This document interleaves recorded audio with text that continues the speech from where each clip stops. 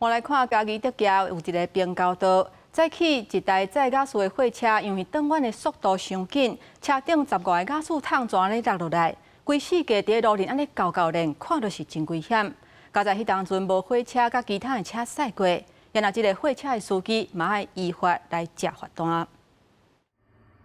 小货车经过平交道，在雅士桶一桶落来，敢若像拍保龄球共款，世界零高。附近餐厅听到拢甲乒乒乓乓，赶紧出来看。出来看到是瓦斯桶就傻眼了，就马上过来了。对啊，因为这边事故还蛮多的，对，因为转弯处跟上坡。代志发生伫7:30时8点外，嘉义县德家乡林心路甲嘉义市交界所在，小货车敢若是驶弯驶伤紧，10外桶甲4桶无细哩拢落来，连到铁基路抑佫有水沟内底，赖先是赶紧甲这货车司机斗3工，斗半甲4桶，才发现甲4桶毋是空的，是哪搬哪紧张，加在当时无这临时列车经过。将调阅相关路口监视器，通知该货车司机到所说明，并依《道路交通处罚条例》第30条1项2款开罚。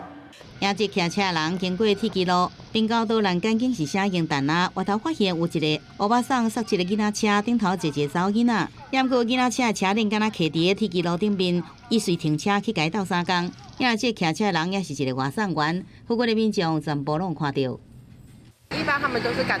时间送单嘛，他回头来帮忙就是老人家，我觉得很棒啊。不清楚啊，为什么这张来不及？平台有时也会打电话跟我们询问看是什么状况啊，只要你有跟他讲，都 OK 啦，客人也都可以接受。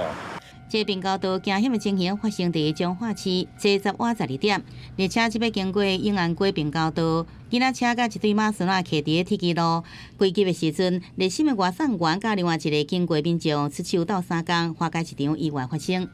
记者宋合报道。